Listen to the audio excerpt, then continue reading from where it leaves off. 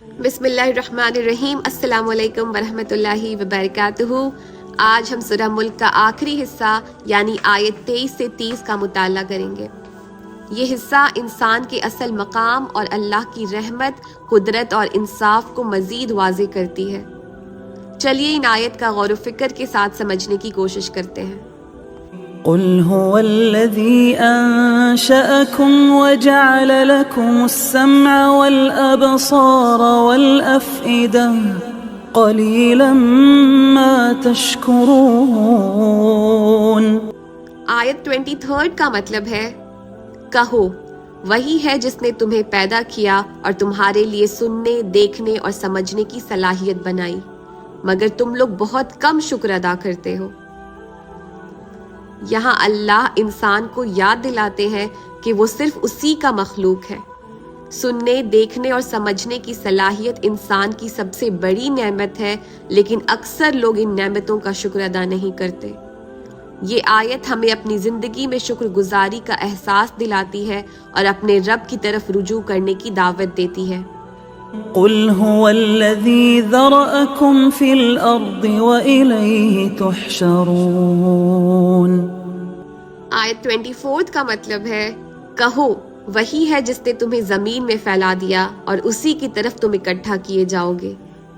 اللہ انسان کو یاد دلاتے ہیں کہ دنیا میں رہنے کا اصل مقصد صرف اس کا ذریعہ ہے، آخرت کا مقام اس کی اصل منزل ہے۔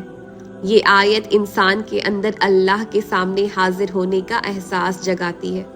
وَيَقُولُونَ مَتَى هَذَا الْوَعْدُ إِن كُنتُمْ صَادِقِينَ۔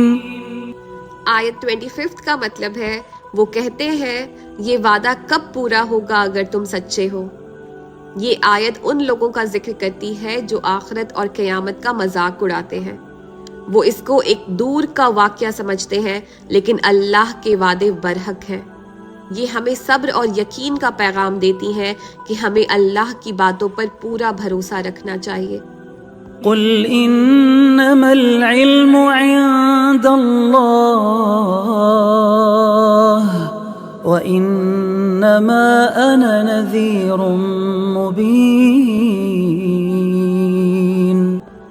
آیت 26 کا مطلب ہے کہو اس کا علم صرف اللہ کے پاس ہے اور میں تو صرف ایک صاف طور پر ڈرانے والا ہوں۔ یہاں نبی صلی اللہ علیہ وآلہ وسلم کو حکم دیا گیا کہ وہ لوگوں کو یاد دلائیں کہ قیامت کا وقت صرف اللہ کو معلوم ہے۔ نبی کا کام ڈرانا اور پیغام پہنچانا ہے اور انسان کا کام اس پیغام کو قبول کرنا ہے۔ فَلَمَّا رَأَوْهُ زُلْفَةً سِيئَتْ وُجُوهُ الَّذِينَ كَفَرُوا وَقِيلَ هَذَا الَّذِي كُنتُم بِهِ تَدَّعُونَ۔ آیت 27 کا مطلب ہے پھر جب وہ اسے قریب دیکھ لیں گے تو ان لوگوں کے چہرے بگڑ جائیں گے جو کفر کرتے ہیں، اور کہا جائے گا یہ وہی چیز ہے جس کو تم جھٹلایا کرتے تھے۔ یہ آیت قیامت کے منظر کو بیان کرتی ہے جب لوگ اپنے انکاری عمل پر ندامت کریں گے۔ یہ انسان کے لیے ایک سخت تنبیہ ہے کہ اس وقت کا انتظار نہ کرے بلکہ ابھی اپنی زندگی کو سدھارے۔ قل ارأيتم ان اهلكني الله ومن معي او رحمنا فمن يجير الكافرين من عذاب أليم۔ آیت 28 کا مطلب ہے کہو بتاؤ اگر اللہ مجھے اور میرے ساتھیوں کو ہلاک کر دے یا ہم پر رحم کرے تو کون ہے جو کافروں کو دردناک عذاب سے بچا سکتا ہے۔ یہاں اللہ کا انصاف برحق ہے۔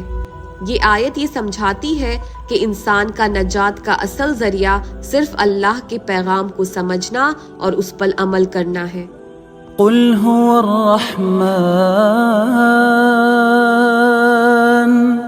الرحمن آمنا به وعليه توكلنا فستعلمون من هو في ضلال مبين۔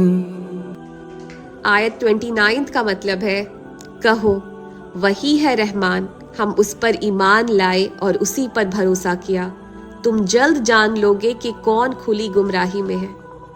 یہاں ایمان اور توکل کا ذکر ہے۔ انسان کا اصل کام اپنے عمل اور یقین کو اللہ کے حوالے کرنا ہے۔ یہ آیت ایک ہدایت ہے کہ انسان اپنے خدائی تعلق کو مضبوط کرے۔ قل أرأيتم إن أصبح ماؤكم غورا فمن يأتيكم بماء معين۔ آیت 30 کا مطلب ہے، کہو بتاؤ اگر تمہارا پانی زمین کے اندر چلا جائے تو کون ہے جو تمہارے لیے پانی لا سکے؟ یہاں اللہ انسان کے لیے ایک گہری مثال پیش کرتے ہیں۔ پانی جو انسان کی ضرورت کی بنیادی چیز ہے، اس کا اصل مالک اللہ ہے۔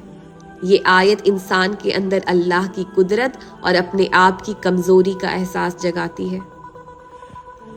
یہ تھا سورہ ملک کا آخری حصہ جو ہمیں اللہ کی رحمت، قدرت اور انصاف کا اظہار دیتا ہے۔ یہ ہمیں یاد دلاتا ہے کہ زندگی اور موت کا اصل مقصد صرف اللہ کی رضا کو حاصل کرنا ہے۔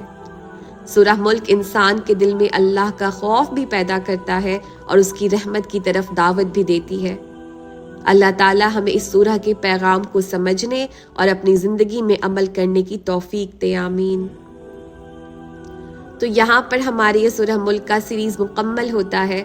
ہم اپنا سیشن اینڈ کریں گے ایک دعا کے ساتھ۔ یا اللہ، تیری حمد اور ثنا کے بغیر ہم کچھ بھی نہیں۔ تیری قدرت کا احساس ہمیں زندگی کی اصل حقیقتوں کا پتہ دیتا ہے۔ ہمیں ان لوگوں میں شامل کر جو تجھ سے غیب میں بھی ڈرتے ہیں اور اپنے اعمال کو بہترین بناتے ہیں۔ یا رب، ہمیں اپنی نعمتوں کا شکر گزار بنا۔ ہمیں ان لوگوں میں شامل کر جو تیری رحمت کے طالب ہیں اور تیری رضا کے مطابق جیتے ہیں۔ ہمیں جہنم کے عذاب سے محفوظ رکھ اور جنت کے وسیع باغوں کا حقدار بنا۔ یا اللہ، اس زندگی کی آزمائش کو ہمارے لیے آسان کر اور آخرت کے دن ہمیں اپنی رحمت کے سائے میں شامل کر۔ ہمیں سورہ ملک کا اصل پیغام سمجھنے اور اپنی زندگی میں عمل کرنے کی توفیق دے۔ ہمیں قرآن کے ہر لفظ سے محبت اور اس پر عمل کرنے کا جذبہ نصیب فرما۔ یا ارحم الراحمین، تیری رحمت کے بنا ہم کچھ نہیں۔ تجھ سے معافی مانگتے ہیں اپنے گناہوں کی اور تیری مدد کے طلبگار ہیں۔ ہمیں اپنے خوف اور محبت سے بھرپور کر دے اور آخرت میں اپنے پیارے بندوں کے ساتھ شامل کر دے، آمین یا رب العالمین۔ جزاکم اللہ خیرا for joining this journey of understanding Surah Mulk. May Allah grant us the tawfiq to live by its message, reflect on its lessons and prepare for the akhirah. Ameen. Assalamu alaikum wa rahmatullahi wa barakatuh.